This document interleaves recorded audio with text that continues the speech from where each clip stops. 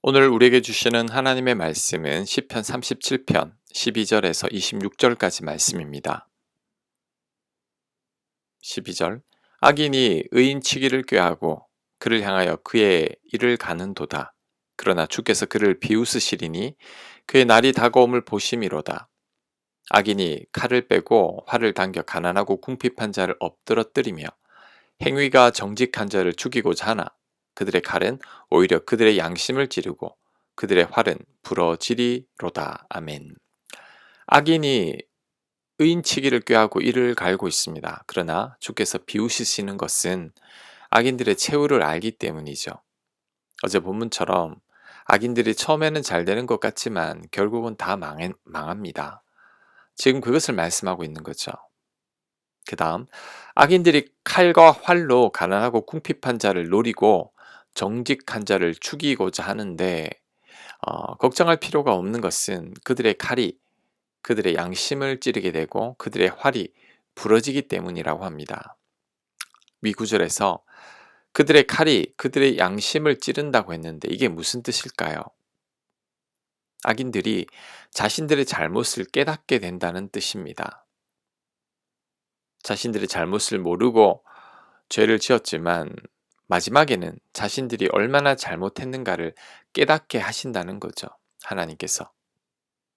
그리고 악인들의 활이 부러진다고 했는데 이것은 악인들의 계획대로 안 된다는 겁니다. 악한 꾀를 내지만 결국 실패한다는 뜻이죠. 악인들은 결국 다 망한다는 뜻입니다. 지금 혹시 악인들에게 괴롭힘을 당하고 있다면 오늘 말씀을 꼭 기억해야 합니다. 하나님께서 그들을 비웃으십니다. 그들의 칼은 자신들을 향하고 활은 부러질 겁니다. 결국에는 우리가 이기게 될 것입니다. 그러니 악인들의 괴롭힘에 괴로워할 필요가 없습니다. 오히려 당당해야 합니다. 최후 승리자는 바로 우리들입니다. 16절 의인의 적은 소유가 악인의 풍부함보다 낫도다. 악인의 팔은 부러지나 의인은 여호와께서 붙드시는도다. 여호와께서 온전한 자의 날을 아시나니 그들의 기업은 영원하리로다. 아멘. 의인의 적은 소유가 악인의 풍부함보다 낫다고 합니다. 우리 생각에는 바르게 사는 나는 늘 부족한 것 같고 악인들은 악을 저지르는데도 늘 풍부한 것처럼 보입니다. 그래서 화가 나고 하나님을 원망하고 싶습니다. 하지만 그래도 적게 가지면서 하나님 앞에 의인인 것이 훨씬 더 낫습니다. 왜냐하면 하나님께서 의인의 편이기 때문이죠. 그래서 하나님께서는 의인들을 늘 붙들어 주십니다. 의인들의 기업이 영원하도록 은혜를 베풀어 주십니다. 그래서 악인들의 풍부함으로 인해 실족하지 말아야 합니다. 그들이 잘 사는 것 같아도 절대 그렇지 않습니다. 그들은 하나님을 소유하지 못했습니다. 하나님이 그들의 편이 아니죠. 그렇다면 그들은 불쌍한 자들입니다. 그들의 말로가 패망이기 때문이죠. 하나님을 모르는 부자보다 하나님을 아는 가난한 자가 훨씬 더 낫습니다. 소돔에서 풍요롭게 사는 롯보다 열악한 광야에서 살지만 하나님과 동행하는 아브라함이 훨씬 더 낫습니다.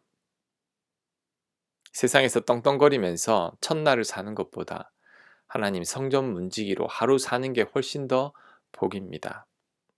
마지막이 다르기 때문이죠. 이 땅의 삶이 다가 아닙니다.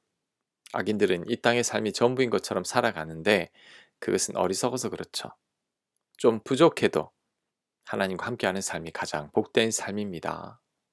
자, 그 다음 하나님께서 의인을 붙드신다고 합니다.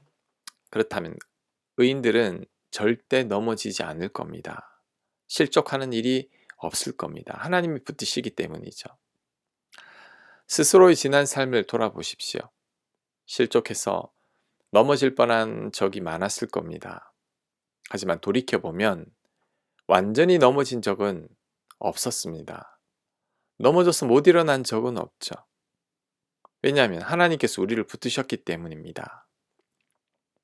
우리 힘으로 살았다면 우리는 100번도 더 넘어졌을 겁니다. 하지만 지금까지 아무 탈 없이 잘 살아온 것은 하나님께서 우리를 붙드셨기 때문이죠. 24절에도 같은 말씀이 나오는데 한번 미리 봅니다. 24절. 그는 넘어지나 아주 엎드러지지 아니함은 여호와께서 그의 손으로 붙드심이로다. 우리가 넘어질 때가 있습니다. 연약한 인간이다 보니 안 넘어질 수가 없죠. 하지만 우리는 아주 엎드러지진 않습니다. 넘어져서 못 일어나는 경우도 없습니다. 왜냐하면 하나님께서 그의 손으로 붙드시고 있기 때문이죠. 야곱을 봐도 그렇습니다. 야곱이 얼마나 많이 넘어졌는지 모릅니다. 하지만 완전히 엎드러지진 않았습니다. 후에는 결국 믿음의 사람이 되었는데 이렇게 된 것은 하나님께서 야곱을 붙드셨기 때문이죠. 그러니 스스로 넘어질까봐 너무 염려하지 않아도 됩니다. 그럴 일은 없는 것이 하나님께서 우리를 붙드시고 있기 때문입니다. 자, 19절. 그들은 환난 때 부끄러움을 당하지 아니하며 기근의 날에도 풍족할 것이나 악인들은 멸망하고 여호와의 원수들은 어린 양의 기름같이 타서 연기가 되어 없어지리로다. 의인들은 부끄러움을 당하지 않는다고 합니다. 하나님께서 지켜주시기 때문이죠. 반면에 악인들은 환난과 기근을 만나면 멸망하고 기름같이 타서 연기가 되어 없어진다고 합니다. 작은 어려움에도 못 버티는 거죠. 하나님께서 그들 편이 아니기 때문입니다. 21절. 악인은 꾸고 갚지 아니하나 의인은 은혜를 베풀고 주는도다. 주의 복을 받은 자들은 땅을 차지하고 주의 저주를 받은 자들은 끊어지리로다. 아멘. 악인은 돈을 빌리고도 갚지 않는다고 하는데 왜 그럴까요? 자기만 생각하기 때문이죠. 돈 갚지 않을 때 상대의 고통은 생각하지 않기 때문입니다. 이렇게 악착같이 자신만을 챙길 때 잘 살 것 같지만 절대 그렇지 않습니다. 그 반대죠, 오히려.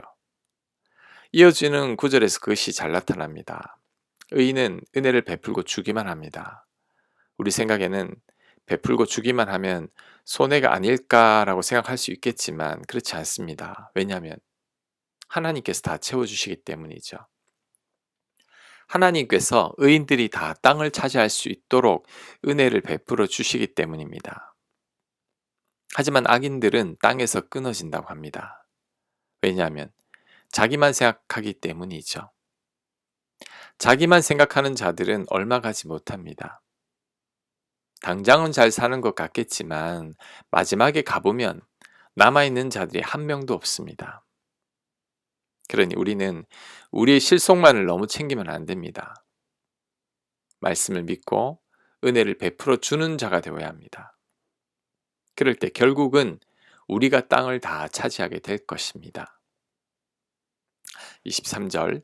여호와께서 사람의 걸음을 정하시고 그의 길을 기뻐하시나니. 아멘.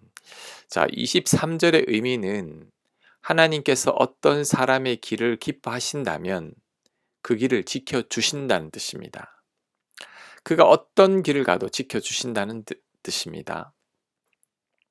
찬양의 가사에 내가 걸어갈 때 길이 되고 살아갈 때 삶이 되는 이라는 가사가 있죠. 길이 아닌데도 내가 걸어갈 때 길이 되는 이유는 나를 하나님께서 기뻐하시기 때문이죠. 그래서 길이 아니지만 하나님께서 길이 되도록 은혜를 베풀어 주시는 겁니다. 아무도 살지 않는 곳인데도 내가 살아갈 때 삶의 터전이 되는 이유도 하나님께서 나를 기뻐하시기 때문이죠. 그래서 도무지 살 곳이 아니지만 하나님께서 살만한 땅으로 복을 주시는 겁니다. 그래서 내가 하나님께서 기뻐하는 사람이 되기만 하면 됩니다. 내가 하나님 보시기에 온전한 사람이 되면 됩니다. 그러면 내가 어디를 가든지 하나님께서 그곳이 복이 되게 하십니다. 내가 사망의 음침한 골짜기로 간다고 할지라도 하나님께서 그곳을 살기 좋은 땅이 되게 하십니다. 도무지 길을 낼 수 없는 광야에도 하나님은 길을 내주시고 물이 없는 사막에도 강을 내주시는 겁니다. 아브라함이 가나안 땅에 갔을 때 가나안 땅이 좋은 땅이어서 아브라함이 복받은 게 아닙니다. 이전에 살던 갈대아 우르 땅이 더 좋은 땅이죠. 하지만 하나님께서 아브라함을 사랑하시니 아브라함으로 인해 가나안 땅을 복 주신 겁니다. 요셉 한 사람 때문에 7년 대흉년을 겪을 애굽 땅이 복을 받았죠. 뿐만 아니라 주변 나라들까지 복을 받았습니다.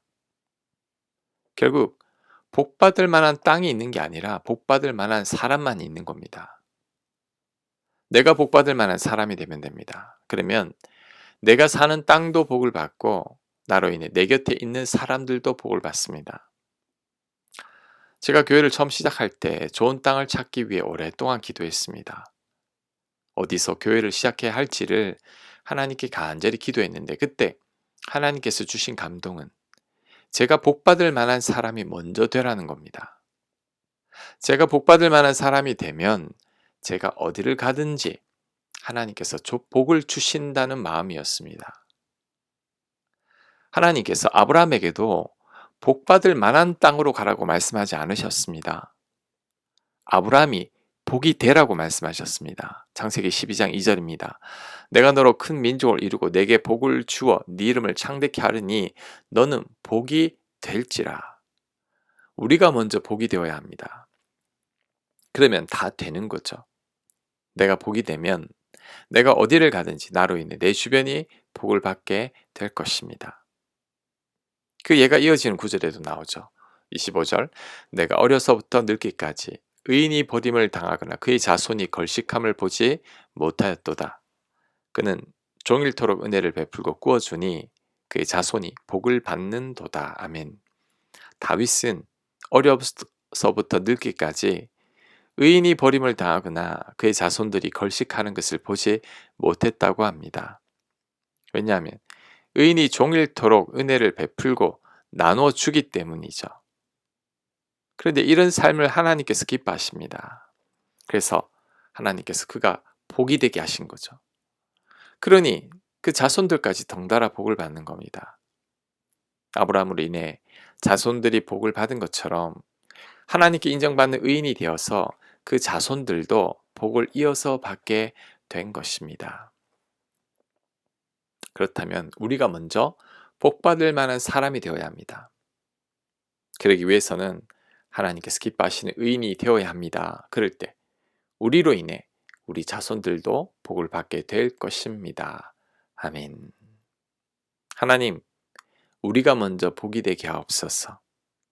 그로 말미암아 복이 우리 후손들에게도 흘러가서 내 자손들이 복받게 하여 주시옵소서. 하나님 보시기에 복의 근원으로 살아갈 수 있는 저희들 되도록 역사하여 주시옵소서. 예수님 이름으로 기도합니다. 아멘.